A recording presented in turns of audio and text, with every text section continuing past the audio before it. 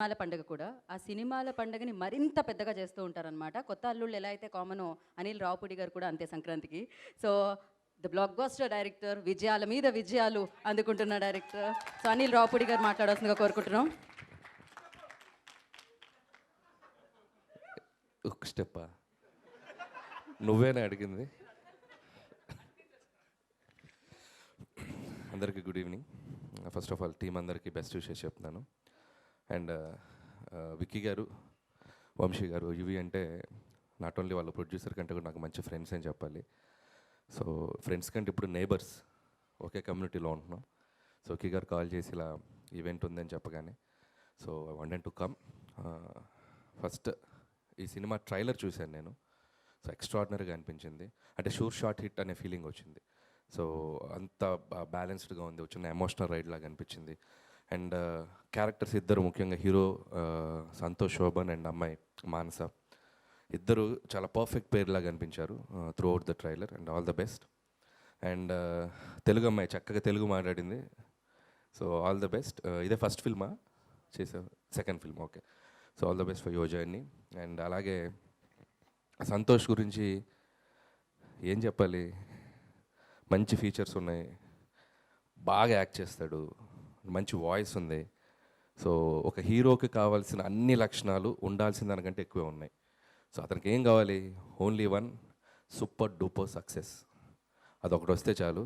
ఖచ్చితంగా ఈ February 14th వచ్చేస్తాను అనుకుంటున్నాను. వ్యాలంటైన్స్ డేకి పర్ఫెక్ట్ టైమింగ్లో, పర్ఫెక్ట్ స్లాట్లో, పర్ఫెక్ట్ జోనర్లో వస్తుంది film. So go and enjoy. So ఈ టీం అందరికీ ఒక మంచి సక్సెస్ రావాలి. అండ్ మీరు రిమైనింగ్ టెక్నీషియన్స్ అందరూ, మ్యూజిక్ డైరెక్టర్ ఆదిత్య, అండ్ అలాగే డైరెక్టర్ అశ్విన్, తనకి, అలాగే ప్రొడ్యూసర్స్ మిగతా ధీరజ్ గారు అండ్ అజయ్ గారు and other who ever involve in that, అందరికీ నా బెస్ట్ విషెస్ చెప్తున్నాను.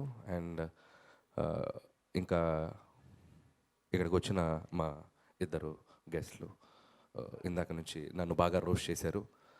సో ఇప్పుడు కూడా వెనక నేను వచ్చే ముందు కూడా రోస్ట్ చేశారు. అయినా కూడా వారికి నా అభినందనలు, కృతజ్ఞతలు.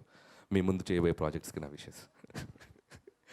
అలాగే విష్ణు నేను ఇద్దరం కలిసి ఒక కామన్ నంబర్ తీసుకుందాం అనుకుంటున్నాం, ఒక ఫోన్ నంబరు.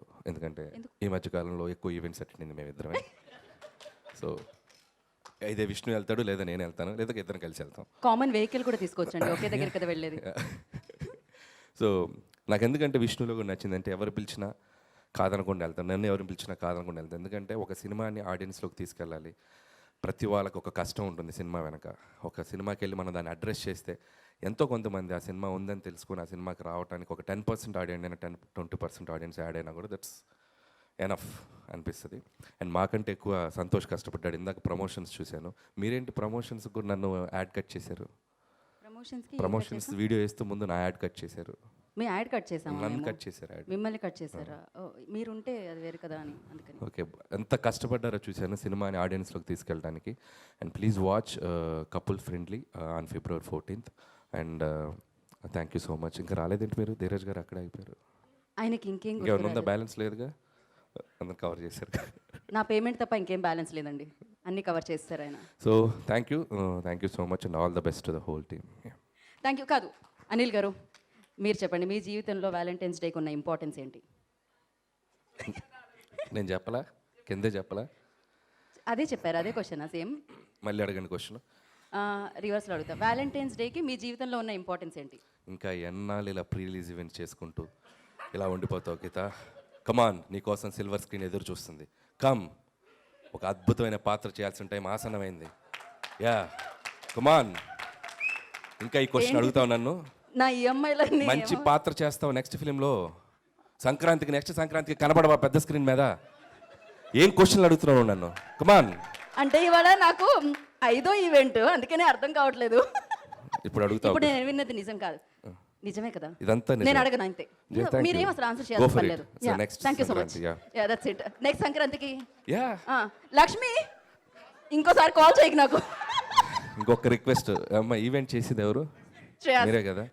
మీకు దండం పెడతాను, చైర్స్ వేయండి ఇక్కడ నుంచి స్టేజ్ మీద.